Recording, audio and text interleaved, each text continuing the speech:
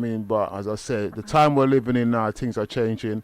I'm glad that we're having this talk right now because things are a little bit serious for some people out there. Some people have lost their livelihood, their business, their Yeah. homes, their family. You understand that lots of stuff is changing. So this is the time when this little ism, what's going on with the man them and the woman them, who's abusing one another. This is the time for it to stop. You know what I mean? Because it's very easy. 1 minute people are here, next minute they're not here. You Yeah. As I understand? said, during COVID-19, domestic violence and mental health issues have actually risen. And I think, it's very sad and it's also very dangerous, like you said. And, with for both of us, men and women, if you can go through hard times like this and show love and humanity to one another, you know, it's just the way forward. Well, yeah, as I said at the time, we all need each other right now. This is why Yeah. even Unify and Bless has linked up. I don't know what the Most High has got planned, but we got to we've unified and we unified together, and we're gonna Yeah. bring more people to this platform from different countries so we can establish a platform worldwide for these things for people to come together regardless of their ethnic background and I know this ethnic minority. This word ethnic, is a racist word, When you go and find out what the word ethnic means, it's not a nice word. I think it means reject or something like that. So when you hear these Okay. things on the television, oh, the ethnic minority, what's this ethnic thing? You're talking to what you're saying is these reject people, yeah, these lower class reject people need support. But yet, so they don't care. The Babylon don't care about the people, them. Yeah, so the people need to start caring about each other. You understand? Because Babylon don't care about you as much as you think they do. They don't. And this Yeah. this CV situation, what's going on the earth, is going to make you realize that they don't really care about you. So we got to start caring for each other. And the first place it starts is at home, in the family, Yeah. amongst ourselves. And I myself even asked the Most High to help me resolve my issues with my family because I have family issues, but I've already made up my mind to separate myself until the Most High decides to make it come to me in a way that I have to deal with it. But I'm not going to go out there and deal with it. You know what I mean? But not everybody's like us. Not everybody's religious. You understand? You know? Exactly. Yeah, Yeah. that's what And I feel like, that's why even like basic humanity is like to show kindness, respect, some care towards each other, and treat others how you would want yourself to be treated. And the man doesn't want the woman to be shouting and screaming and beating her and beating him up and being nasty and horrible and manipulating him. So he shouldn't do that to the wife either. Okay, well, I'm going to put you on the spot, Lioness. Focus. You know, we're thinking about man now, yeah? Focus. Okay. How would you like a man to treat you? Not even a man, your husband, yeah? Because man is man. Don't want you to fantasize. Oh, I'd like him to treat me like this and not treat me like that, and put roses in his tea and massage my toes and all of this stuff. None of that, yeah. How would you like your future husband to treat you? I think there has to be understanding and friendship in a relationship. You have to get on with each other. You're going to spend your life together. You spend time together. So you have to be able to speak to each other, make each other laugh, understand each other. If one is upset, you understand.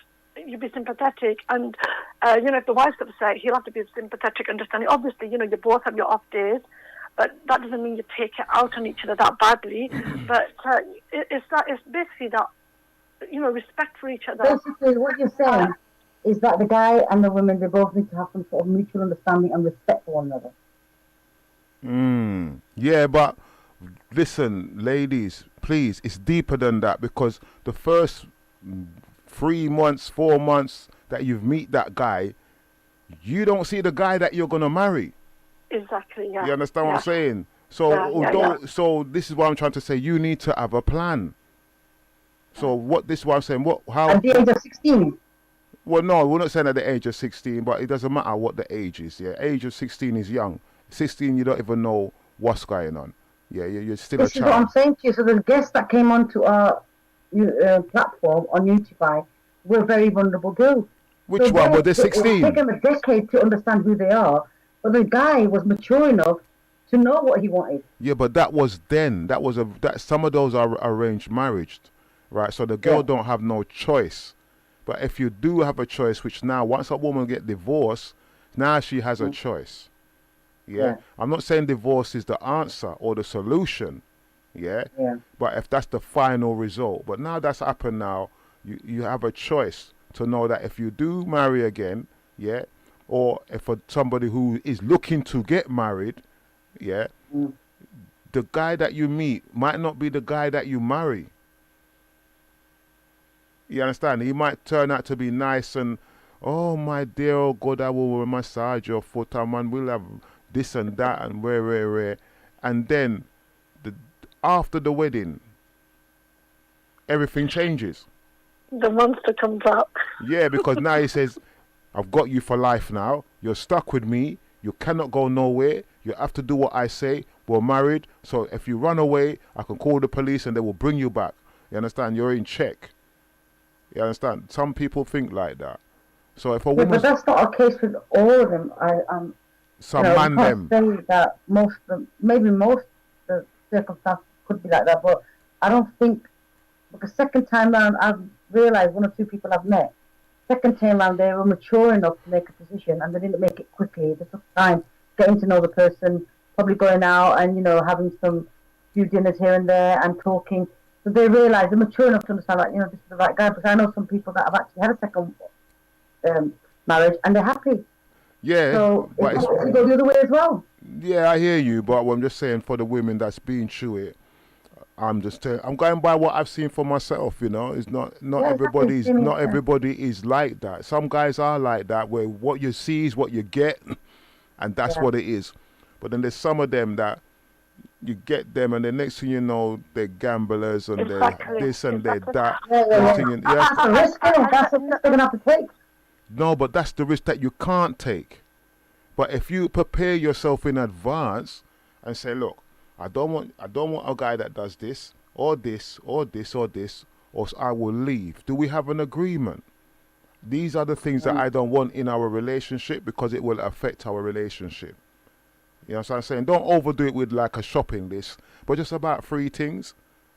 And then he But I has don't think 3 the girls things. would go after the second time round to a guy and waste their time asking him to change because they know what they want. So I'm assuming the women are mature enough to say, right, rather than dictating it to him, they'll probably pick a guy that's not doing those things. No, you got to dictate it because you don't know what a guy is doing. Make a break it down in a nice, simple way. No one can walk down the road and say, that guy looks like a rapist. No, but they're not going to be. What I'm trying to I'm say, just you're giving an saying they're actually example. being with the guy for 2-3 months. No, but Then you they're can't. gonna Yeah, decide. but you can't say that guy looks like a rapist or that guy looks like a woman batterer or that guy looks like you can't. Looks don't show anything. Exactly, yeah, You they You don't, understand? They don't, So yeah. I agree. you understand? So Yeah, that's what I I'm saying. You can't tell. It's the first year is always nice.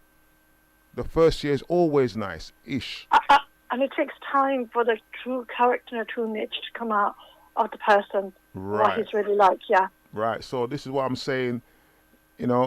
Even when you're with somebody and you two could be the perfect love boat. Oh, I love you, that. She goes, oh, I love you too. Boy, let's get the chapati and share it. Oh, come darling. And that's it. We're sitting down there and we're having a wonderful time. And then one day, she might do something that might trigger off something in me in the past. Or I might say something and it might trigger off something that her last partner did to her. She might fall. We don't know. We don't know. You understand? So more communication is needed the second time around. A lot more. A lot of communication is needed. I think you have to like you said, you have to lay down your rules, what you'll take and what you'll stand for or not.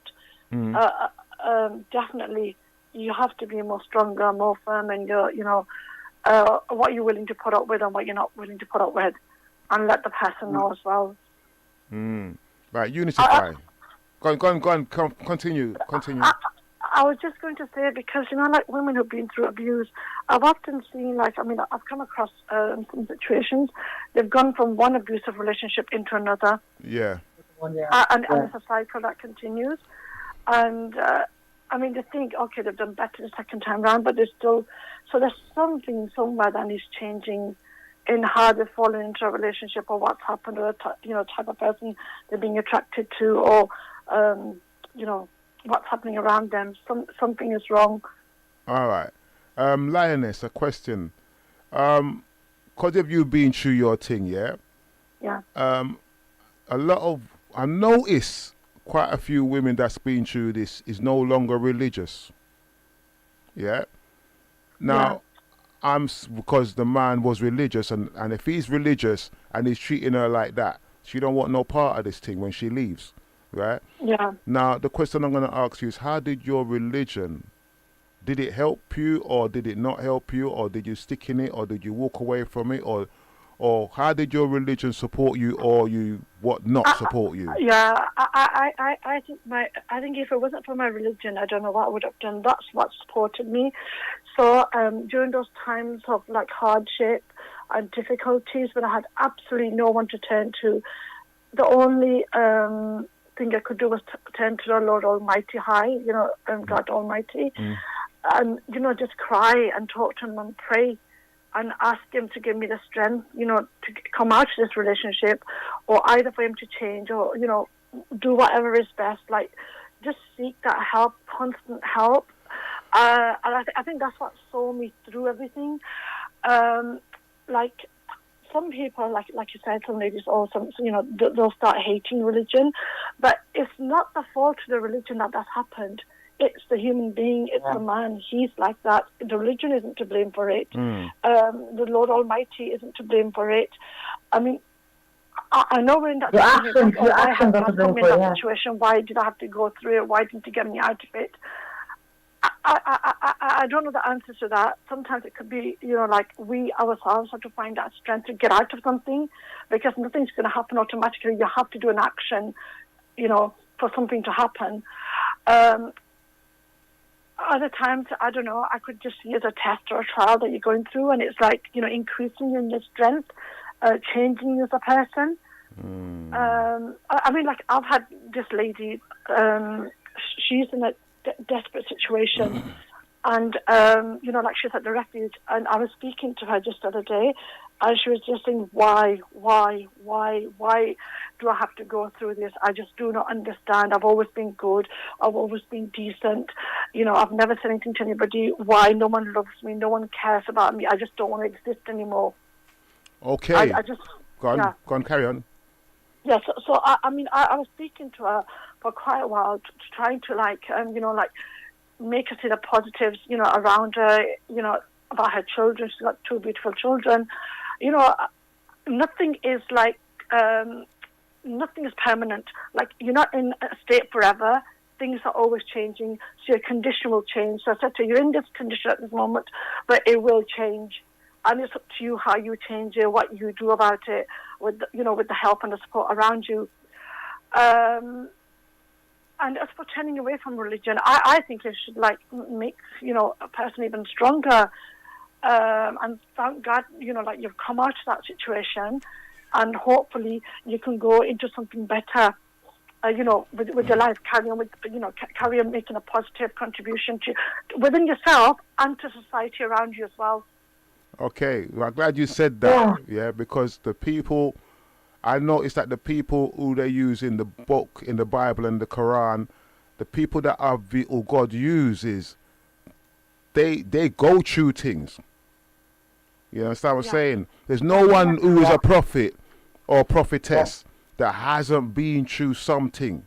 Exactly. They go through immense tests and trials. The trials and tribulations, that's what makes you strong. So people want things from God. Yeah, but they don't realize if you want what you want, you got to go through some tribulations to get this. Exactly. You understand? And so you have to be careful what you pray for, because you might have been in a relationship for 20 odd years, but maybe you prayed for something. I'm not saying that you did, but I'm just giving an example. And you have to be molded. So when you look at the people in the scriptures, They went through, some of them went through prison, some of them went through this, some of them, most of them has went through something terrible. But at the end of it, God used them.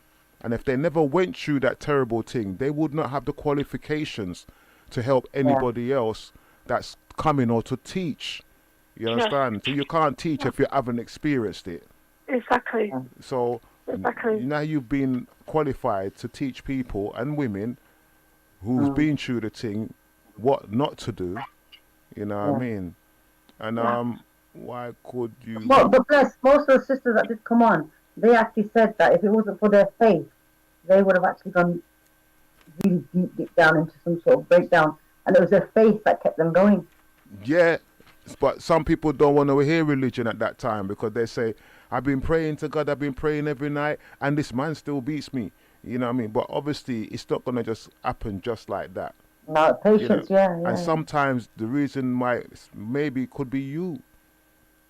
Yeah. Maybe, you know what I mean? Sometimes we go through things because we are doing it upon ourselves and don't realizing we are not being obedient to the Most High. We are not being obedient. And maybe we do things and say things what's in the past and think God's forgotten about it. And what goes around comes around. What you do unto others, you get unto yourself. But not everybody's like that. Not everyone's like that. I'm just giving you a certain example for some people. Question. Lioness. Okay. You were saying something. No, don't worry. I got a question for you, Unity Fire, but I have to wait because I have to get a bit of time.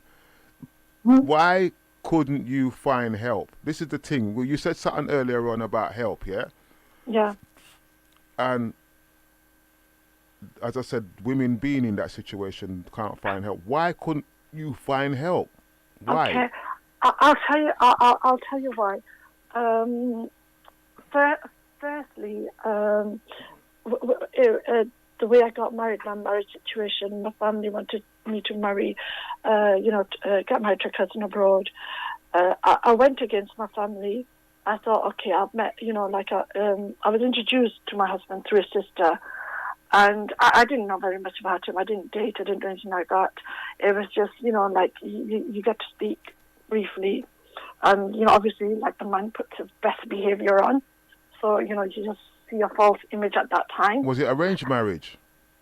It was partially arranged in the sense that it was an introduction through a sister. And we didn't date. We didn't go, we didn't date or anything like that. It was just like speaking, but with other people around. So you could say, in a way, it is sort of partially arranged because we were introduced. So like your parents disagreed with it, though? Yes, my parents disagreed with it because Why? of culture and tradition. They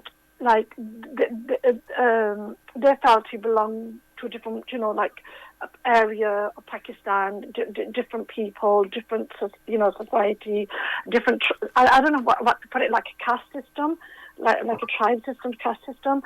And my mum was adamant she wants me to marry, like my cousin, because my mum is myself and my sister, so it's two daughters.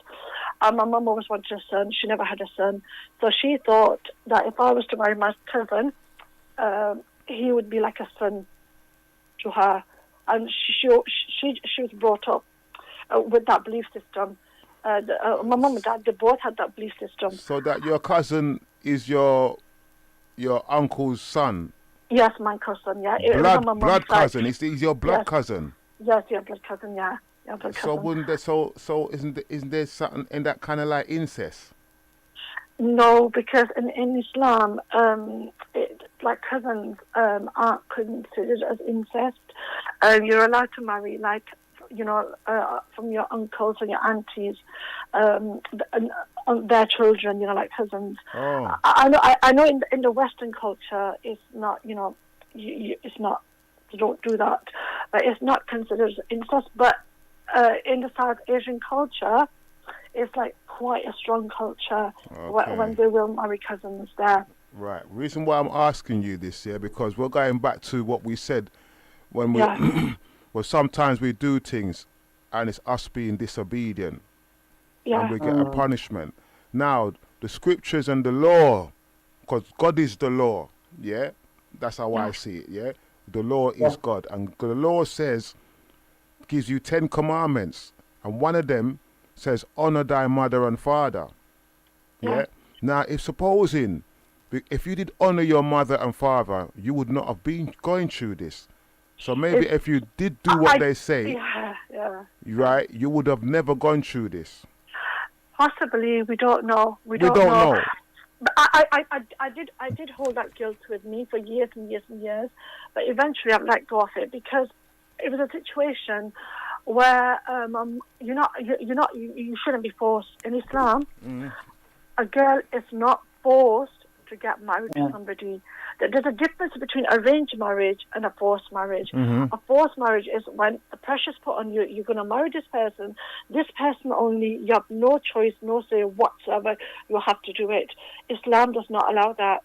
Islam says you have to seek the consent, of your daughters, sisters, the ladies. They have to say yes to that marriage. You cannot force it upon them.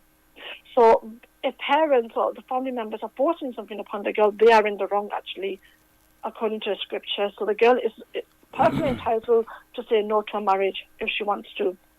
Not according to the old traditions. Well, this is according to Islam. This is according to traditions of Islam. She has a full right and say in, whether she's happy with the marriage or not, because obviously it's her life, so they can't force this upon her. So the situation I was in was that I was being forced. Like my mum said, you have to marry this person only.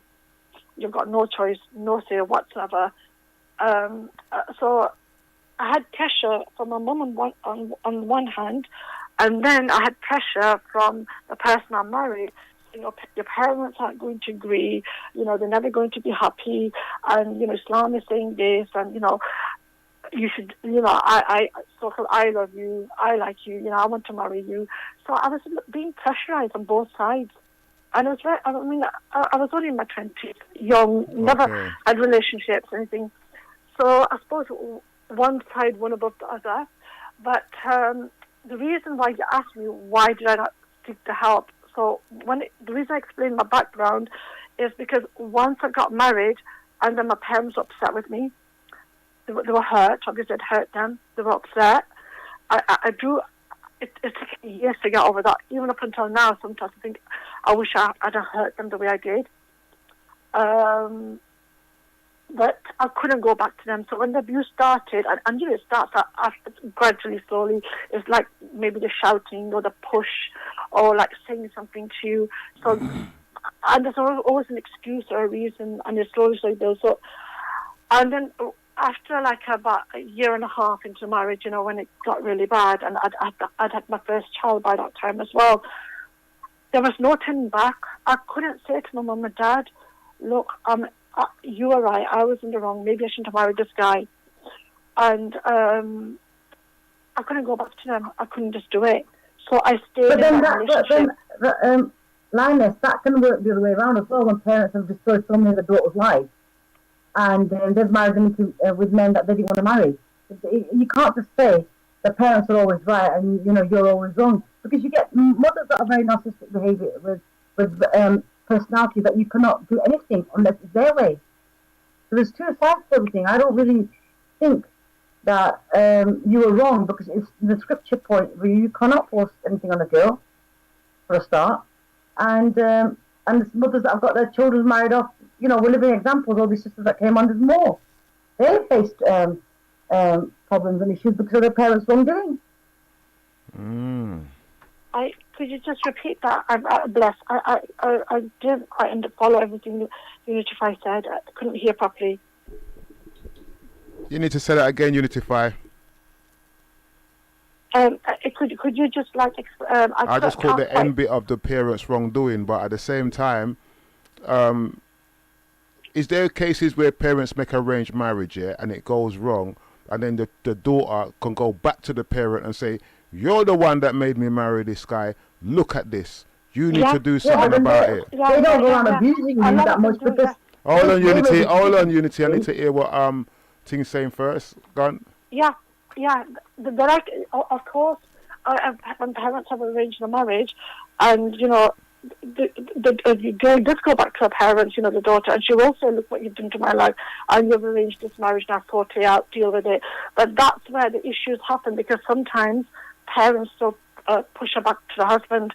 Despite all the problems, they'll say they'll try and sort it out, and they do try their best, but they'll keep pushing her back, to go and live with the husband, like this situation of what I've been speaking to this person, this lady, and, her family are pushing her to go back into the relationship, and she doesn't want to.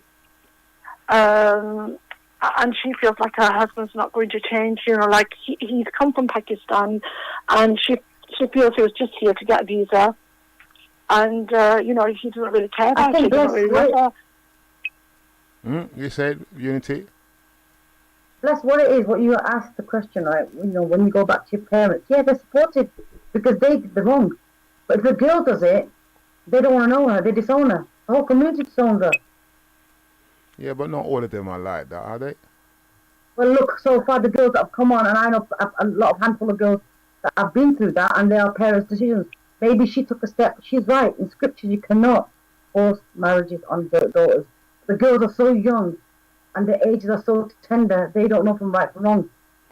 Yeah, well, sometimes so much depth for them to understand. If I know a guy, yeah, I know his parents, and I know say his son will be the perfect husband for my daughter. I'm gonna say to my daughter, you're gonna need to marry this man. I know his father, I know him, I know he's a good man. Boom, boom, boom. I know them. Now the woman decides to say, look, I don't want to marry this arranged marriage thing. Sometimes arranged marriage is a good thing if you know the parent and the child when they're growing up. I can't 100% say about it, 'cause I don't know 100%, but I'm just having a rough guess. You know what I mean? So in some cases, I reckon the parents will be making the best decision they can for themselves and for their family. Sometimes, but sometimes that decision is wrong, like Lioness said. It turned out to be, the not to say the parents made the decision, but the guy that she picked turned out to be wrong. That was her decision. Yeah, but there's a lot of arranged marriages where they end up in the same situation that Lioness ended up in, even though the parents picked the person.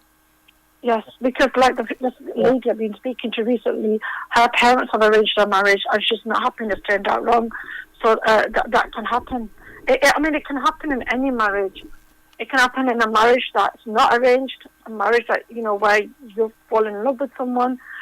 That down the road, it can happen in all relationships. Yeah. And coming back to why I stayed in a relationship, why I couldn't leave or get the help I wanted, initially it was because I couldn't turn to my parents. But later, when I had my children, it was just like, if I leave, they'll be without a father. How will I look after them? Where will I get the money from? The fear of so many things. How are you going to bring up these children? And where are you going to find housing? How are you going to cater for all their needs? And again, this lady I've been speaking to, she's got the same fear. She keeps thinking she's going to deprive her children, from having a father, and they might go off the rails. She might not be able to discipline them. They might not be happy with her. They might question her later on. Or where's our dad? Why didn't you let us stay with our dad? So there's so many thoughts going on in the person's mind, which is really, really difficult. So I ended up saying, and so many times I did try to reach out for help, but again, the fear of being alone and bringing up these children by yourself will just hold me back into a relationship. Plus also the control, and when the man's crying and I want to do it again, forgive me, and I'm going to change, and I promise, and all the promises come, and maybe a couple of days is okay, but then he goes back into his normal, routine again. As soon as he knows that you're okay and you're going to stay. Oh, well, maybe you need a contract. Make him sign something before he comes back.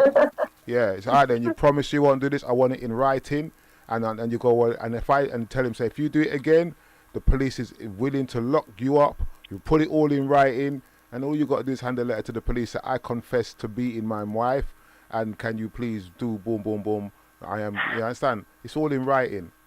Yeah. I don't know. I'm just giving you a rough idea how to slightly protect yourself. I'm not a lawyer. I'm not none of that. But let's look at it from another point of view of, as I said, you've come out of it. God's pulled you out of it. I say God's pulled you out of it. And now you're here and you've got another chance. Don't make the same mistake again. Yes, You you're know right. what I mean? Don't go on, oh, he's nice and he's handsome and he looks like Arnold Schwarzenegger. I'll be back. And yeah, that don't work. Forget about him. You know what I mean? Exactly. I don't know about all women, but I suppose when you're mature, you realise looks are everything. Obviously, the person has to have a nice, conduct, character, good heart, treat you kindly, nicely. There's so much more. It's just not looks you're going off. Yeah. Even initially with me, when I was introduced, I wasn't going off looks. I mean, I was really shy, and it was more, I thought, we're compatible because, I was like practicing Islam, and he was practicing Islam. His sister seemed like a nice person, and I thought, okay, someone's come along with a proposal, and, they seem like a nice family. They've got similar belief value systems, like I'm born and brought up in this country. He was born and brought up in this country. So I looked at a lot of things. It wasn't just rush into something, but then in the end I didn't know. He claimed he had mental health issues, depression, anxiety, other problems, but I think there might have been some element of it there, but then he used that to his advantage to the fullest in order not to do anything, just So, use it as an excuse not to touch their children, not to take them to school. Linus, would you give yourself another chance? Would you go out with someone, or would you go out looking for someone now, or are you just done? I wouldn't go out with somebody, no, because I don't believe in dating, but I would. It depends what you mean by going out. I mean, I wouldn't go out to like the clubs and dancing. I wouldn't do that. No, what I'm trying to say is, someone came across you and you liked him. Would you actually go for a relationship again? Would you like? Yes, I'd like go for a drink, sit down. Yeah, sit down, maybe chat, talk. Maybe go for a walk, do something in that sense. You have to get to know the person. Yeah, but don't you think you're kind of vulnerable right now? But I'm not going into that situation right now, am I? Though. Well, I don't know. I'm just thinking ahead. No, the doors are open then. If I asked me, would I do? This is talking. I don't think I would anyway. This is talking like, I don't know how many years down the line, right? But I don't think I would. It's just giving you a scenario of like, this is what I told somebody, or this is what I heard somebody say, like another lady that I know.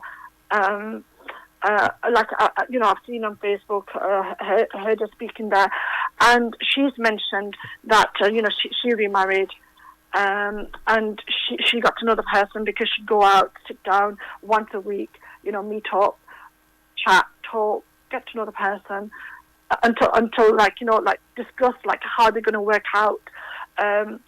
Like I said, discuss like what you would want in a relationship and what you don't want, what you stand for and what you wouldn't tolerate. And only when she was ready did she like go ahead then and agree to get married. So it's just like giving a scenario. Oh, Unity, hi. She's writing it all down. She's the mediator. She takes all the minutes. You know what I mean? So she's typing it all out. Mm-hmm. No, I'm not. I'm listening. It's good. I'm glad, Linus, that you're actually open to a relationship. You wouldn't mind if a nice guy walks into your life, you'd give him a chance. And because most girls say, that's it, you've had enough. And, I say no. I say no. I say before you give man a chance, give God a chance first. Yes, exactly. Yeah. That's what I say. It's all good to have friends because everybody needs to talk to somebody. Everybody needs somebody at some point. Yes, yeah, but give God a chance first. Yeah, exactly. And you have to give yourself a chance. You have to get to know yourself all over again, because all the things you didn't get to do, you have to develop that confidence and be in a good place within yourself. So it's good to focus on, just learn about yourself, focus on yourself, do the things you've never done, do all the things you like doing. Okay. Yeah, find yourself first and love yourself first. Yes, yeah. I agree it's with not. that, It's, yeah. how you gonna love yourself if you've got to find someone to love you? Love is a funny thing. Some people don't know how to love. Some people never got taught how to love. Like me, I didn't know how to love. I gotta keep it real. I didn't know what that was. I didn't like come. Oh, darling, I love you. You look tremendous in those long johns. No, I didn't have none of that. I didn't know how to do none of that stuff. We never grew up like that. We never grew up in I love you, mom. Bye. None of that stuff. Yeah, most of the families are like that. All Yeah, right. yeah. So when you Yeah. leave home now and you expect to teach to love somebody when you haven't even been taught how to love someone, you've just been taught to go to the shop, wash your clothes, tidy up your room, get this, go to school, learn that. You teach your children everything else, but you don't teach them how to love the opposite sex.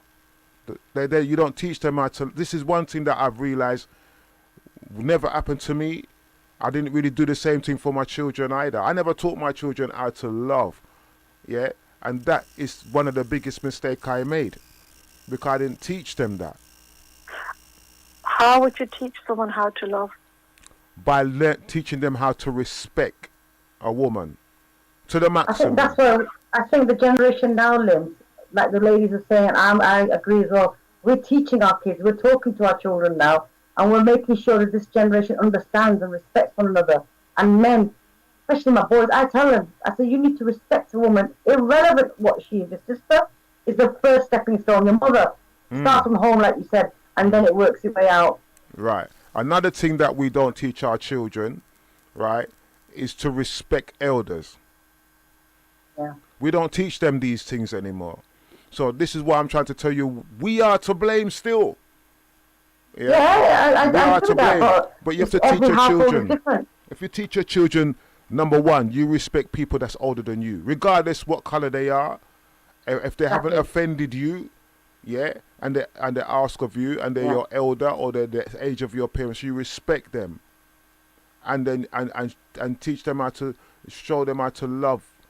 You know what I mean? You have to love your woman. You have to be kind to your woman. You must never put your hand on her. This is what, and you tell them the consequences, and you teach them your laws when they're growing up. But we don't do that no more, and that's why some of these things happen. So if you have children and they're boys or whatever, teach them to respect your elders and teach them to respect women, right? But and they're gonna say, well, suppose no woman cheats on them, then you leave. You understand? You leave with respect. You know what I mean? It's gonna hurt you. It's not gonna be a nice thing, but don't put your hand on her because one day Yeah. she will come back to you if you want her back. If you want her back, but once you put your hand on her, you don't ever have another chance. Yeah. You understand? So Yeah. that is simple as that. If she leaves you and you haven't been so abusive, boom, you maybe stand a chance. Maybe, maybe not. But I'm just saying, the beating thing ain't gonna get you nowhere. No. Nowhere at all. You understand? It's gonna make your children grow up and despise you, and it's gonna make your children grow up and take vengeance. Yeah. Yeah. In some way or another. They might not physically do it, but in their heart, they still have that grieving and they won't let it go. I'm going through this with some of my children now. You understand? But they don't understand how I am. You know? It's not all about me, but sometimes you are a certain way for a certain reason to do a certain job on the earth. And we're all here to do a job. You understand? But you must learn by your mistakes. And I've learned by my mistakes. And as I said, some of my children don't talk to me. And you know what? It's not that I don't care. I just say, well, you know what? I say it go. Because I am the way I am. And I'm not being ignorant about it. I'm not saying I'm a good person. I've done some bad things in my time. You understand? And children grow up and see these things. And they remember these things. And they grieve. It grieves them. You know what I mean? But they don't really understand the depth of why you do what you do. Yeah. And why some of us do what we do. And some of it stems from the way we were brought up. You know what I mean? It's why we've got to change it slowly and, carefully, because every next generation is different. They're always ahead of something, and we need to be very, very delicate in our conversation with our children. And I think talking is the key to everything. And this is why I said in the beginning, marriage, talking is the key. Partner, you need to talk. Children, you need to talk. You need to become their friends, but they also need to know who the parent is. You need to draw a line as well. But conversation is the only way forward. That sometimes the youths them don't listen. So, alright then, I'm gonna give you a scenario. I have some sons, and they're big boys. You understand? But I knew their potential. I already knew their potential because we know our children better than they know themselves. Regardless of how they wanna off and puff, we know them better than they know themselves. And I see the potential that they had. Some of them had good potential, and some of them had bad potential. So I had to do some of the things that they wouldn't like because I knew I had to avoid them growing up being like me. Even if it cost them hating me, that's so be it. You understand? I know they're not going to like me for what I'm going to do, but I don't want them to grow up like me. And if that's the price I have to pay, that's the price I have to pay. Not saying that I'm a bad guy, but the bad things I'm doing at the time. You know, now I've learned, God picked me up and showed me, basically God showed me hell, to basically, in a nutshell, show me what hell was like. And it wasn't a nice place. Right? So I've learned these things, and I'm making sure that my children don't make the mistakes I make. Even if I had to correct them in a way they didn't like, it's a deeper reason why I was so hard on them. Because life don't just end when you leave this flesh. It's all when you die, that's it. No, that's not the end of it. And that's what I'm trying to show them. That is not the end of it. You know what I mean? That's just the end of this journey, but your journey doesn't end. Yeah, exactly. And they're not aware of that with this mentality they got with all these material and mobile phones and technology and the latest shoes and the latest cars, and they can't take none of them with them. And when they get to a certain age, and when you get to a certain age and you look back at all the stuff you have, they're just material things that you've collected along the way. But when you're sick in your bed, they can't help you. That diamond ring there that's cost £3,000 on your wedding day, and now you're sick in bed, you can't do nothing with that ring. You know what I mean? You can't even wear it on street now because somebody's going to rob you. So do you understand? So when you look at the depth of the things that we accumulate when we're going through life, but yet when you get to a certain age, they're not that important anymore. All those jewelry and all those flashy clothes you got in your wardrobe, £100 shoes, they don't really mean nothing no more. So we need to teach our children that from the beginning. So what is the real importance of life? Yeah, life is the more important thing. Life, love, God Almighty, and Mother Nature. Those things are important in life. You understand? Material things are things you gather along the way, and when you leave here, all your family's going to come and take it. You understand what I'm saying? That's what's going to happen. They're going to take all your shit. You understand? All your PlayStation and all your PS2 and your PS5 and all your iPhone 11. They're taking all of that. Yeah, they'll be at your funeral with your iPhone 10.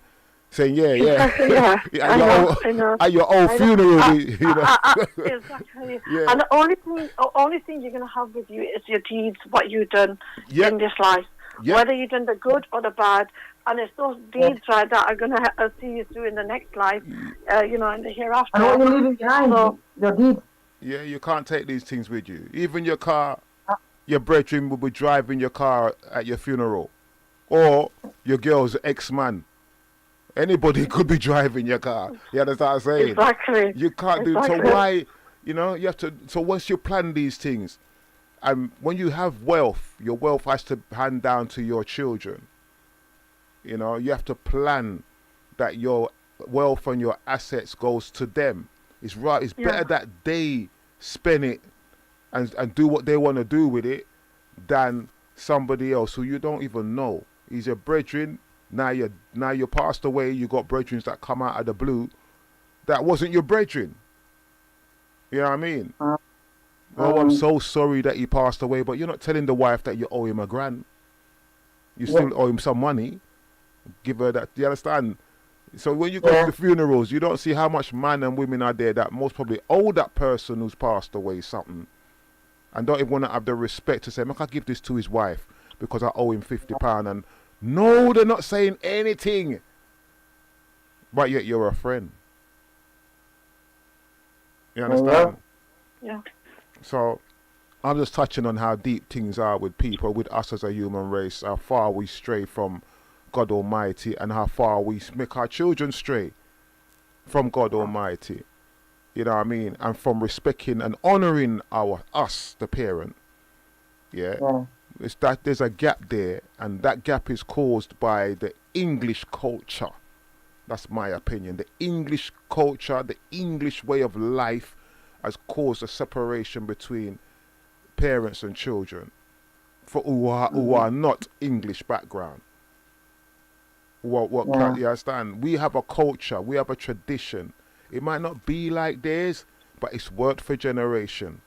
But once you get into family is very important. Yeah. So once you got into this Western world now, you're dealing with another culture that turns around and say, if you are wrong, if you do something bad, go and stand in the corner and face the wall. Our culture don't say that. If you do something wrong and do something bad, you're getting your ass boss. You understand? Somebody's going to boss your ass. Either mom's going to do it or dad's going to do it. But this culture, go and stand in the corner. Go to your room with all your toys and your PlayStation and your mobile phone. Go in your room. That's punishment. That is punishment. Yeah. So we don't realize we're punishing our children, but we're even pushing them more and more into the world because they got their phones in their bedroom. Now they're on the internet. So punishment is no point sending them to their room.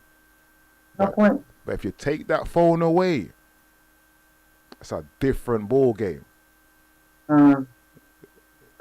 So the phone most probably has become a slight like a god kind of thing because people worship their phone now than the creator. The first thing you do when you get up in the morning is check your phone. The first thing you're supposed to do is give thanks that you woken up. Yeah, pray, yeah. That's the first thing. Give thanks, Almighty God, that I've woken up to see another day. No, you don't. Yeah. The first thing you do is anybody called me? Is there any texts? Yeah. Check where we are. Yeah. Then we wonder. There's no soul connection there. No. I know. So and then you don't wonder. keep their soul. Yeah, but then you wonder why your children don't listen to you because we're not teaching them. The first thing you do when you get up is give thanks for another day. The last thing you do before you go to bed is give thanks that you got home safely. Even if it's Thank that. you for food. Yeah. Make Everything, sure you. every little thing. Right, these things mold your children into disciplining, into respecting life. Yeah, appreciation, yeah. See, Unity, you got children and you got boys, and out there in the world is different. And for those boys to come home safe every night is a blessing. Blessing. Because some youths them get caught up in some corner with some gangs them, and they don't come home.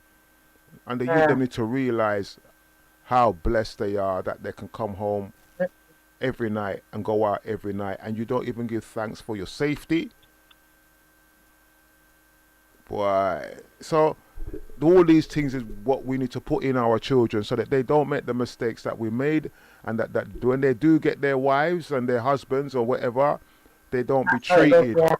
They don't be treated because we've actually implanted that seed into them that will let them grow and respect us, the parent, respect and honor the creator that created us all, and respect Mother Earth that provides the food that is basically it's the womb it's the womb. Mother Earth is a womb. If you put a seed in the womb, it will grow. And Mother Earth is a massive womb that any seed you put in her is supposed to grow. And the youths them don't have that contact with the earth. They don't have that contact with nature. They don't have the contact with the creator. They don't have that contact with life itself. So they lose value of life. They don't know how valuable life is. That they don't care if they go to jail for. Well, man don't care if man go to jail. Man's got brethren in jail and they got their PlayStation. They don't value life.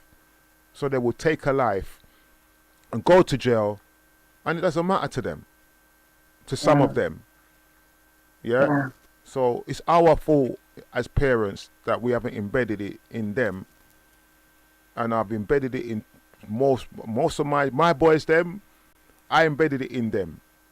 It cost me my relationship with them, but I embedded it in them. And I agree with you. I agree with you, Bless, because it's the same.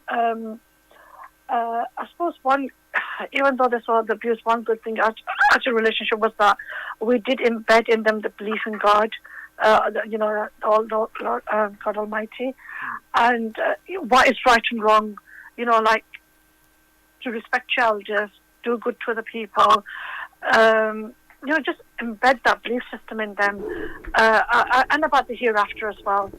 So the boys are quiet, but they do pray. They do pray to God Almighty, and they do know what is right and wrong. And thank goodness, they've not gone off the rails of support. They're quite decent.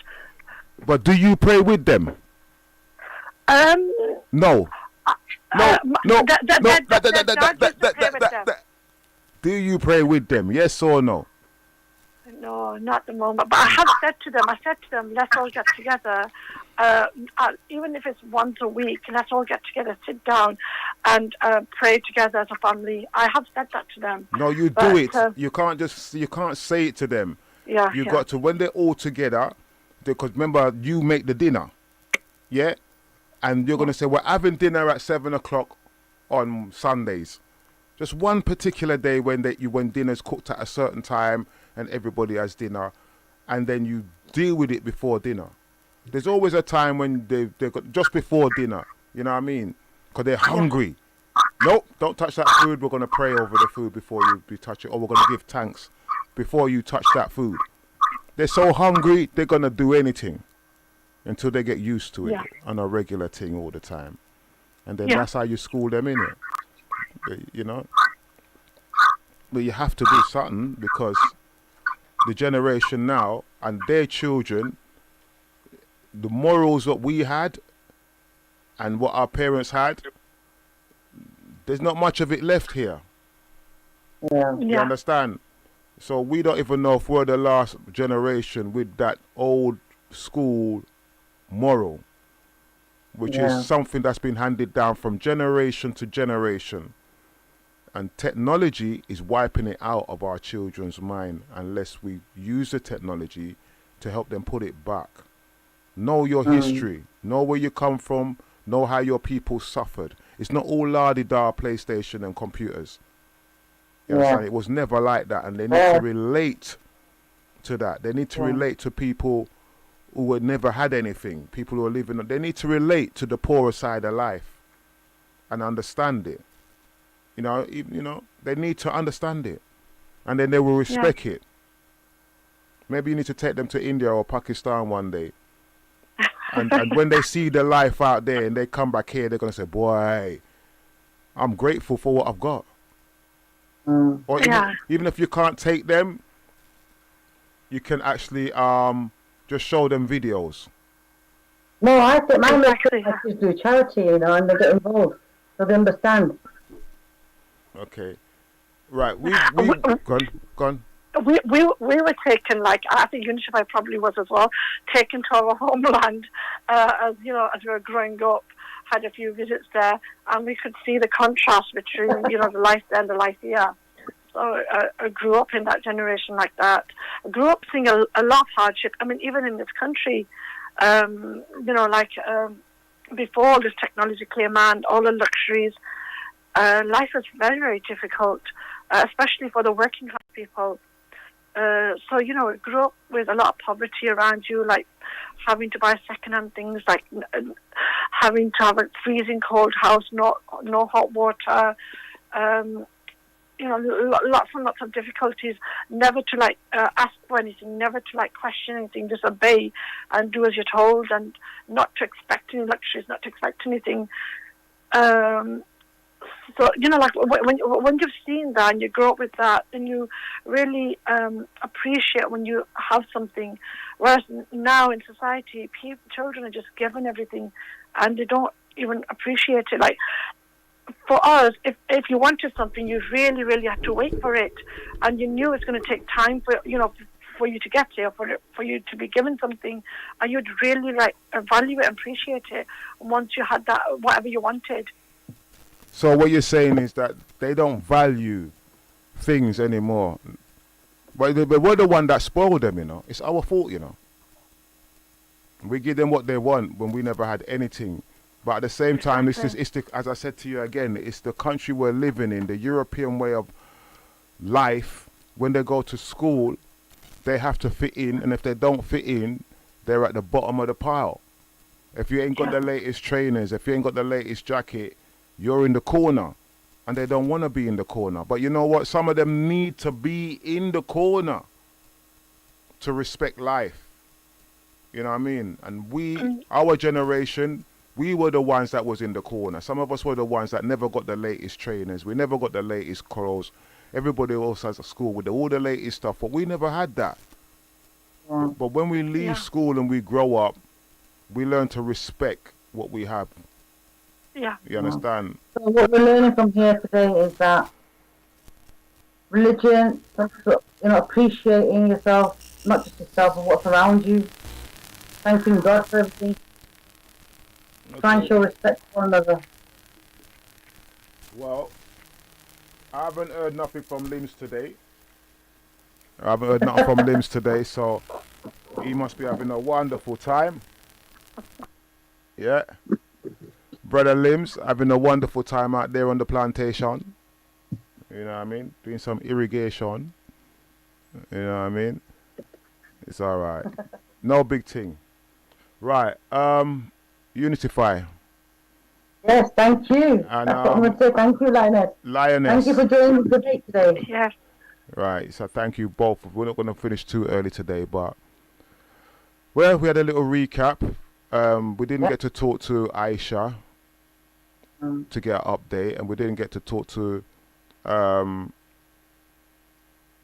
admirer, Tanya, and that wonderful admirer of Limbs, Miss Lady Officer Papadom. I think she's cute. I think she's cute. Don't worry about it. We have to call her that because we don't want you to know her real name, right? Yeah, but she's all right. She don't look like a Papadom though. Right, just in case she looks. Well, it's a good conversation. I hope people are going to understand something from this and learn something. Yeah. At the end of the day, it's respecting one another, Bless. That's what it's about. Showing care. Yeah, networking, because when we leave this earth, God ain't going to say all the black people over there, all the Indian people over there, and all the white people over there. He's not going to say that. You know what I'm saying? So, as it says, thy will be done on earth as it is in heaven.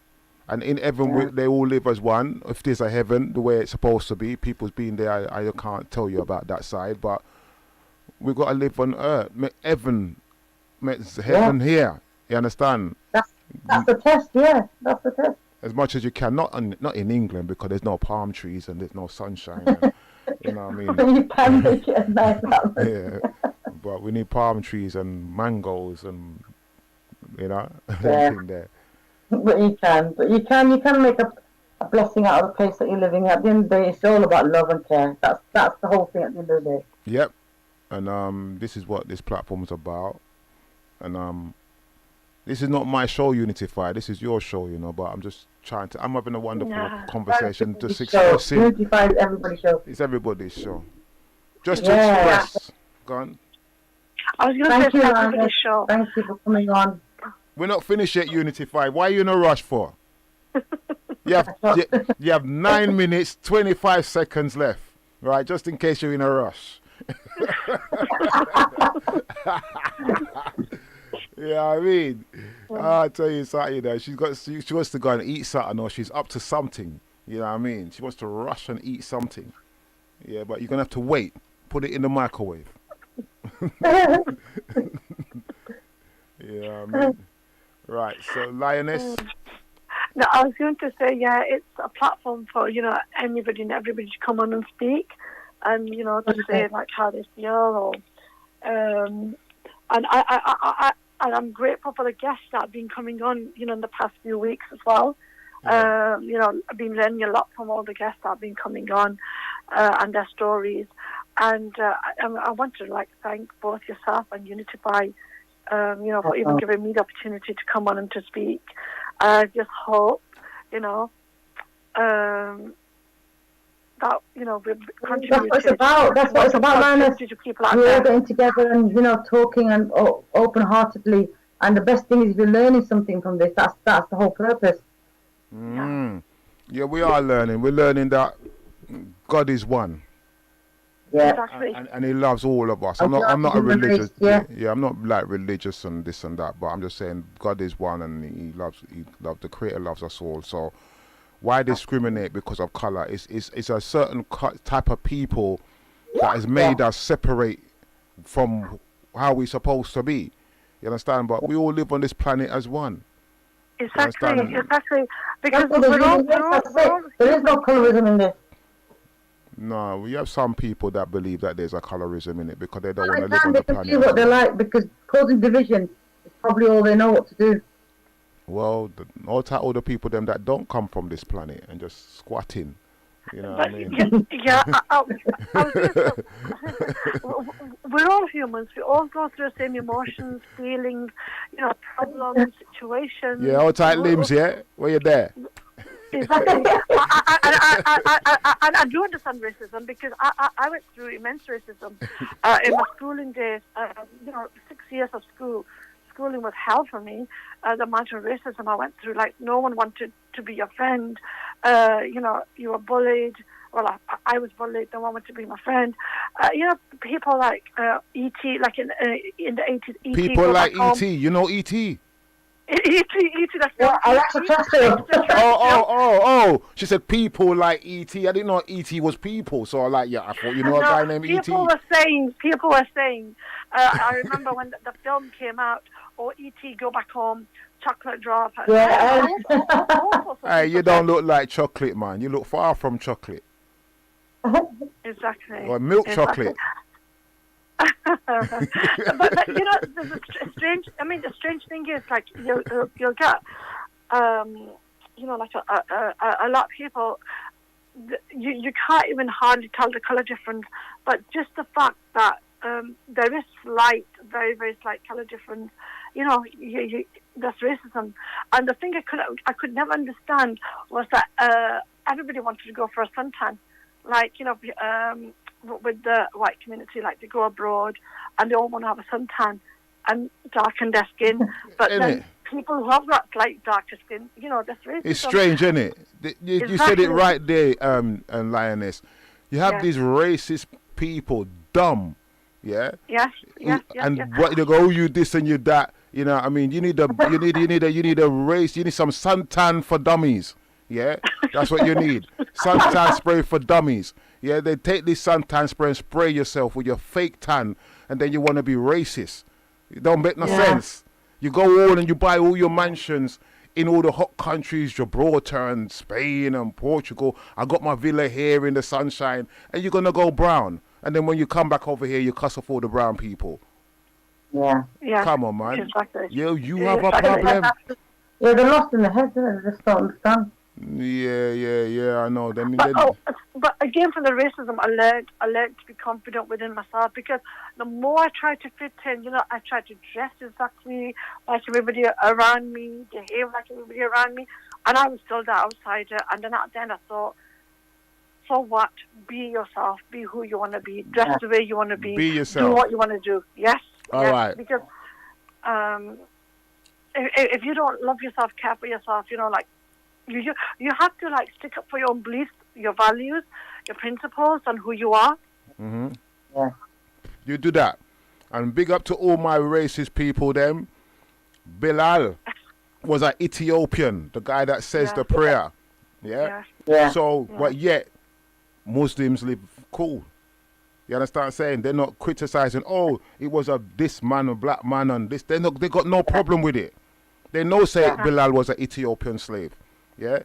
Yeah. But they don't have no problem with still saying it. But another set of people might turn and say, we're not going to use that prayer because it's too Yeah. dark. It's too dark, you know. Yeah. So we have to look at, because we can work together, brethren. Bottom line, we can work together. You understand? And Christianity and Islam is like brothers and sisters as well. So, you know what I mean? We can work together with different opinions, but we've got to do the work of the Most High, which has got nothing to do with our color, and it's got nothing to do with religion. Exactly. That's what I'm saying. Exactly. And the other thing I want to say, you have good and bad in all races, societies, nations, countries. You just have individuals who are good, kind, decent people, and then you get others who aren't. Yes. So we learn along the way. You know what I mean? And big up to all our listeners abroad in different countries. We're going to be interlinking with you guys in your country, and we're going to start having some debates and conversations with you guys, because we're going to start spreading this thing out a little bit more, so that other countries can have an opportunity of sharing their culture and their experience, because although it's happening in the UK, back home is still happening. And it may take us from outside of there to say something that may change. Sometimes it takes somebody to come in to your space from another country to change your space. So when somebody comes from another country and they come here and they talk, everybody wants to go and see them because they want some empowerment. But we can do that on the internet now.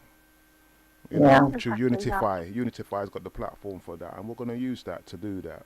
So I thank you, my dear Unify, for your contribution, and you look really like. No, thank you, Bless. Thank you so much for allowing me to have this platform with Bless Radio and yourself as well. And I think this is the breakthrough, I think, for which I believe in, connecting with all the communities and cultures around the world and within the UK. This is just the beginning. Well, my dear, have you got any contact details that people can contact you on, Unity? It's Unify. It's just Unify platform on Facebook, Unify on the IG, and same thing for Twitter, and that's my social media network right now. And you can contact me and DM me on IG if you want to speak about a particular subject, or if you'd like to come on Unify and talk about your journey on Unify itself on Zoom. So yes, I'm open. Okay, so what we're going to do next week? Next week we're hoping to get a sister in who is a recruitment officer, and she'll be talking to our youth. Recruiting officer from where? Sorry? Recruiting from where? Not the army. The Met. The net, like the World Wide Web, the internet. She's recruiting from the net. No, the Met. The Met. And she's the Met. recruiting. MET. Oh. You hear that, Lioness? Recruiting from where? From the Met. The net. Metropolitan Police. From the Met. She's a recruitment leader, and she'll be actually talking to the youth out there, and she's going to tell us how they can get involved and what have they got to offer for our youth. So that's going to be quite interesting, because she's going to tell how you can apply, because like she believes it's a huge establishment. You don't have to be a constable, you can be cadet, you can be an engineer, you can be an IT software officer, you can do many, many things, job training. So you can work in forensics and ting, innit? Yeah, there's so many things that's the man them. All type the road man them. All the road man them can work in the forensic thing. When all the drugs come in, they can test them to make sure they're either pure or not pure, and throw them away and burn them. You know what I mean? Incinerate them. That would be a good job. Well, you never know. They might have a training session for that as well. I know you can train. I know you can talk about training the dogs. So Okay, Lioness. That's going to be an informative guest coming in, which we're going to just talk about just particular things that they've got to offer, like degrees and apprenticeships and etc. And we'll talk about that when she comes on. Wow, that's going to be interesting. So people, next week we're talking to the Metropolitan Yeah. Babylon Police, them. Yeah.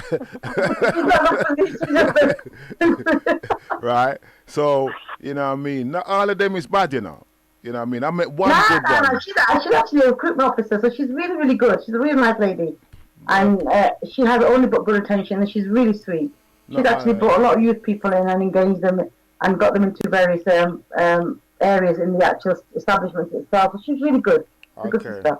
That's good then, because the first thing I want her to do is legalize the weed. Yeah. No, don't talk to her about that. Go to Amsterdam then, and other countries. Legalize the thing, man. You know what I mean? No. No. So, you know, you can call in, Linus, if you want to, and you want to ask her any questions. You've got siblings, you've got youth links around, cousins and nephews and nieces. They can tune in. It's going to be good for them. Lioness? Yes, sorry, I missed that. Oh, she's saying that you can join the police force and work in forensic.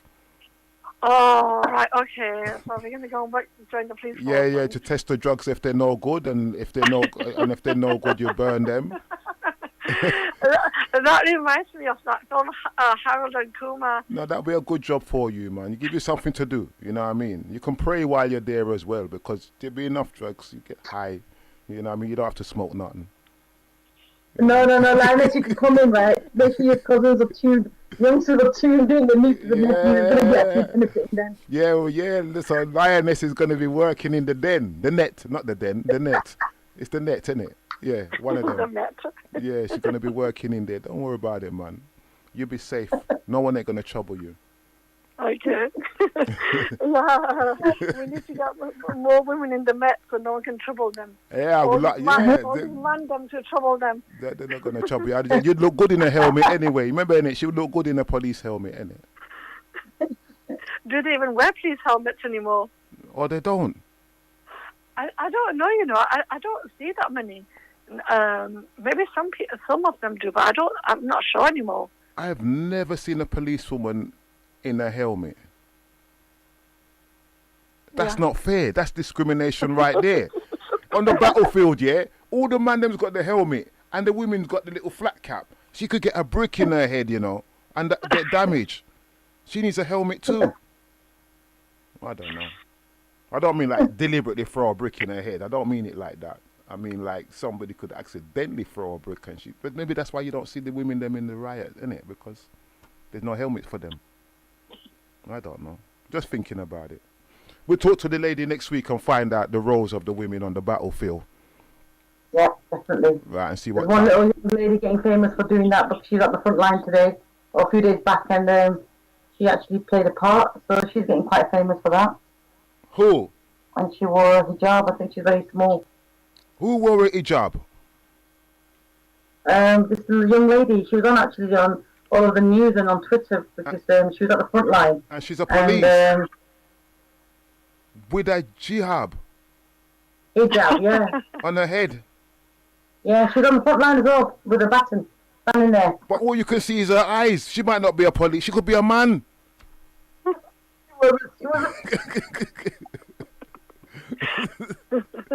What kind of police is that?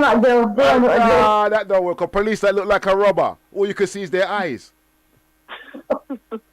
Nah, that don't work, man. Maybe if they put them in the front line, the people then wouldn't riot, you know, because they would just see all people with look like balaclava or something, but they're like jihad. No, it's a hijab. Hijab is something different that just covers the hair. Oh, it doesn't cover like just see the eyes and thing. No, that's a hijab. And we need to talk to one of them policewomen. And they wear the uniform and everything. Yeah. Wow. She's been actually quite active recently for the past 2 days on Twitter and social media because of the work she's done. Okay. She's actually on the front line with all the men. She's on they put her on the front line. Typical, innit? Not in the office, you know. Oh, just go straight out there in the battlefield. They won't harm you. No, just stand in the front, man. We got batons and we got shields. Put her on the front line. That's there not you good. Go.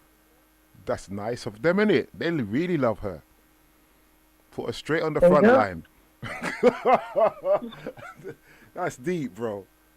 That is. Join the police force to be a secretary. Yeah, there's a baton, there's a helmet. Go on the front line. There you go, Liz. There you go. All right. Anyway. That's it. Yeah. Right. Closing statement, Lioness. My statement. Yeah. My statement is everybody be kind and nice to each other. do something positive for yourselves. Do something positive with yourself or to yourself?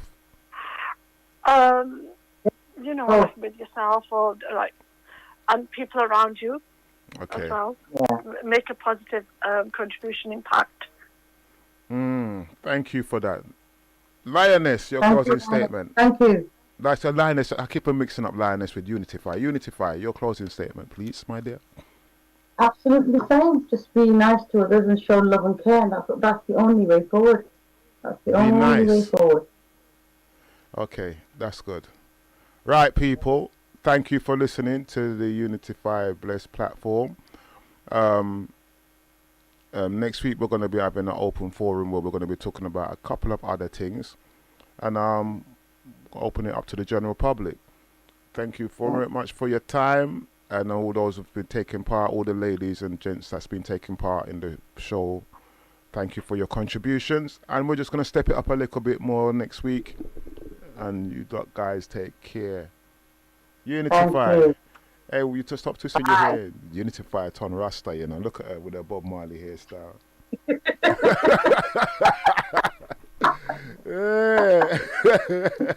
You're jamming, innit?